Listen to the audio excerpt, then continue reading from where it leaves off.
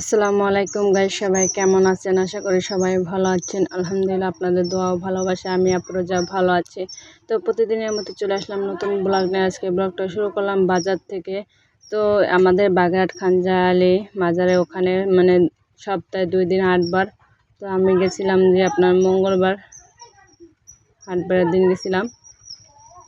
তো রাত 8টার পরে বাজারে গেছিলাম আমি, আমার খালাতো বোন, খালাতো ভাইয়ের বউ। তো যদি আপনারা রাত 10:30 11টার পরে যদি এখানে আসেন তাহলে দামে কম পাবেন। আর এখানে অনেক কিছু নিয়ে বইছে। ভিডিওটির সাথে থাকেন, দেখতে থাকেন, অনেক সুন্দর।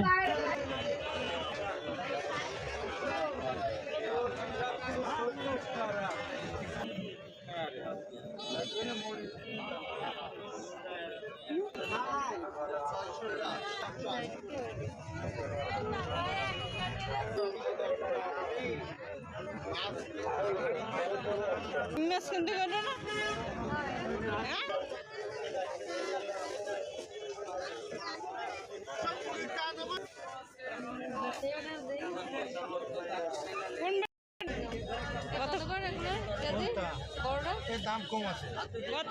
2800 টাকা। ওরে বাবা, এগুলো কম। এই ছোট আছে, এই আছে 750। কম একদম বড় 1600, ছোট 650 একদম। কি করে বড় একটা মাছ চাই।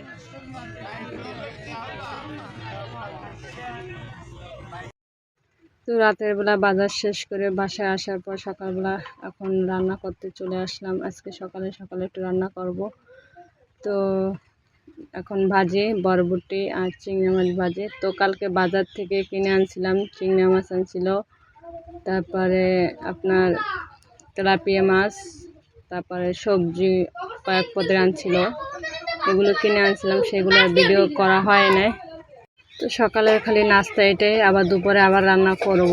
তো ভিডিওটির সাথে থাকেন, দেখতে থাকেন। আর ভিডিওটি যদি ভালো লাগে অবশ্যই এটা লাইক, কমেন্ট, শেয়ার ও সাবস্ক্রাইব করবেন প্লিজ। পাশে বেল আইকন ক্লিক করবেন যাতে পরবর্তীতে ভিডিও আপলোড করলে আপনাদের কাছে পৌঁছে যায়। তো চুলাটা ভেঙে যায়, খালি একটা ভেঙে যায়, নোনা আমাদের এদিকে গেছে নোনা, যার কারণে ভেঙে যায়। তো রান্না শেষ করার পরে চুলাটা লিপে আবার দুপুরবেলা রান্না করতে যাব।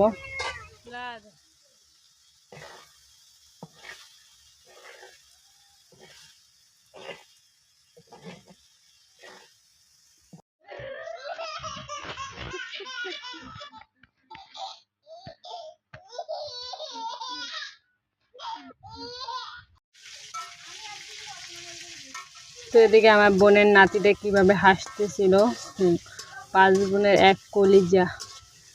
তো চুলা লেপার পরে চলে আসলাম রান্না করতে আবার দুপুরের জন্য।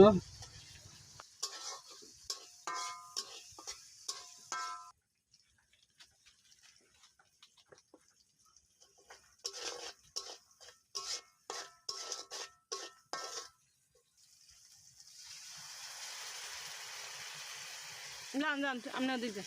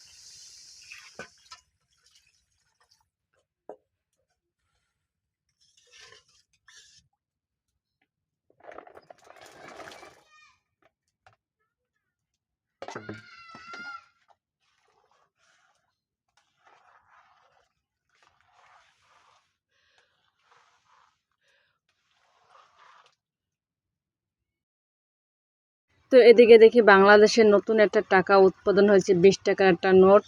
সামনের সাইডে হয়েছে মন্দিরের ছবি, আর পিছনের সাইডে কিসের ছবি এটা আমি সঠিক বলতে পারতাছি না।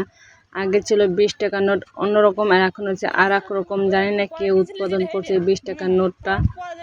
এই যে পিছনের সাইডের দৃশ্যটা কোন জায়গায় এটা আমি সঠিক বলতে পারি না, আপনারা যদি জানে থাকেন অবশ্যই বলবেন।